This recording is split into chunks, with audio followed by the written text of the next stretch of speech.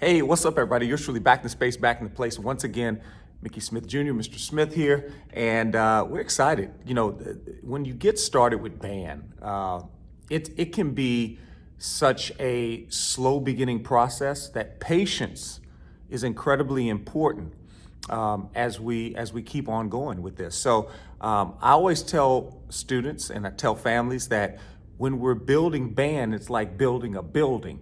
And the first thing you do with any good building is you lay the foundation. And that requires pouring concrete.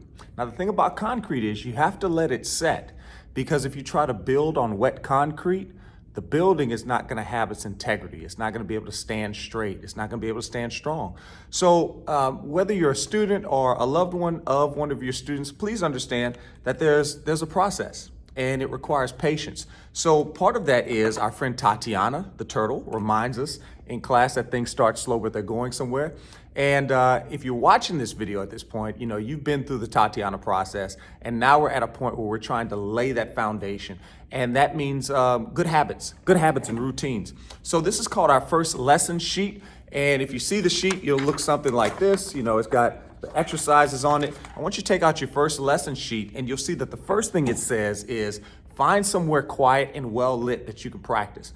You know, I'm gonna be honest with you, my first practice experience was outside, outdoors, but it was well lit, I will say that, and it was quiet because we lived out in the country. So wherever your situation may be, I ask that you find somewhere that's quiet and well lit. If you have one of those snazzy little music stands from your local music store, feel free to use that and place your sheet on it and get into that practice. That allows students to make sure that they sit correctly.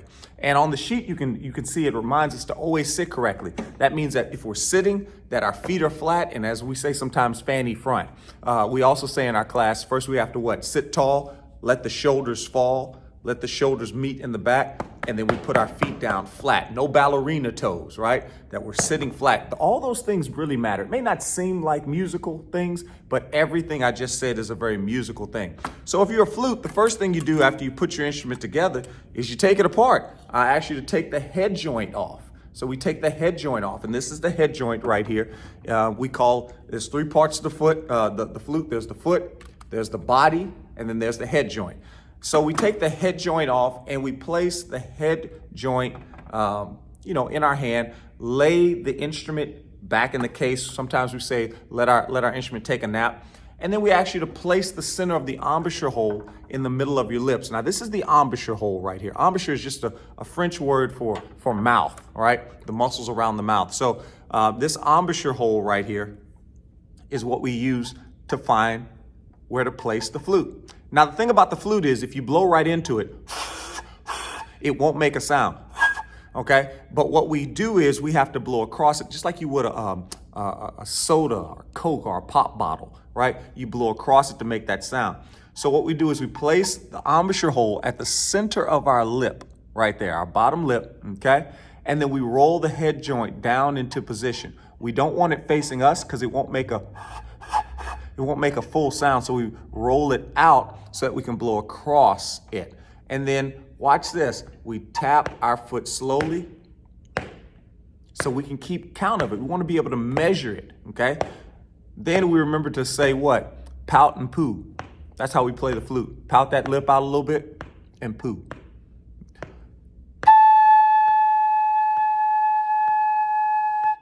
Now, I made that look really simple, but honestly, flute is one of the most difficult instruments to produce a first sound on. So if you don't get it right the first, second, third, maybe even the fourth time, don't be dismayed. Don't get discouraged. Keep on going. I will say this with flute players, make sure you give yourself a rest between playing the instrument because we don't want you to get dizzy either. You'll probably get a little dizzy, but we don't want you to get dangerously dizzy, okay?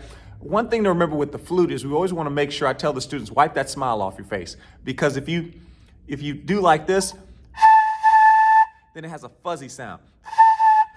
So you want to make sure that you're pouting.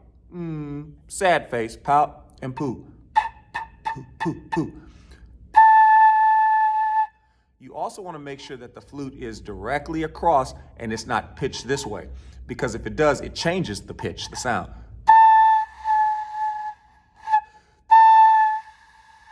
So we want to make sure that it's level. I encourage you to do this with it covered and uncovered. If you look at your sheet, you'll see that it says to cover the end and play for 4 counts. Then give yourself a rest for 4 counts, then play again. Rest, 2, 3, 4. Rest, 2, look how I'm holding the flute, 4. And that was a cycle of 4 times. Then do the same thing uncovered. Rest, 2, 3, 4. Rest, 2, 3, 4. Rest, 2, 3, 4. Rest, 2, 3, 4. And that was 4 times. Make sure that between playing that you don't move the flute. Get into a habit of being disciplined and hold the flute up even during the rest. I don't even like calling them rest. I call them sets. Stay set. I call them cheats. Cheat, get ahead, don't put it down. Stay on duty, stay on task. And then after you do that, then we ask that you do it for 8 counts. So you're gonna cover for 8, play for 8, rest for 8.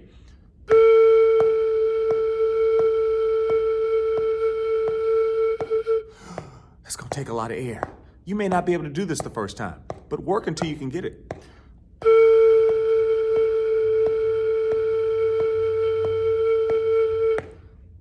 I'm not going to do all 4 times, but you would do it 8. Now, again, I want to be very, very clear. Disclaimer, you probably won't be able to do that the first time if you're a beginner. It may take you, maybe a week or so before you can get up to 8 counts. But if you're really advanced and you're doing fantastic, hey, you might get it the first or second day. Then we do the same thing uncovered.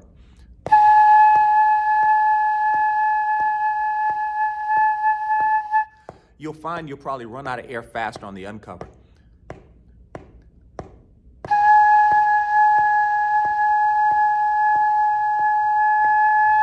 And you would do that a cycle of 4 times.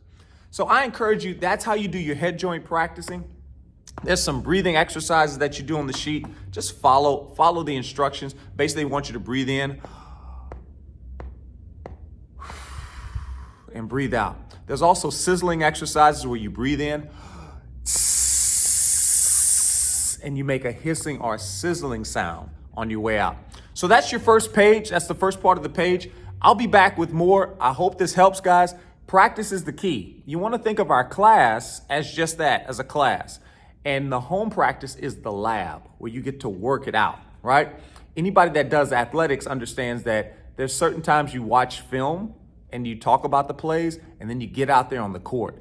You get out there on the field and you do it. Well, your home is that home court advantage. It's the home field advantage. You got to make sure that you spend the time practicing on your own, because class alone is not enough to be phenomenal in any circumstance. So thank you again for the investment of your time. If you have any questions, feel free to ask, and use this video as a helpful tool to help you keep on going. Until next time.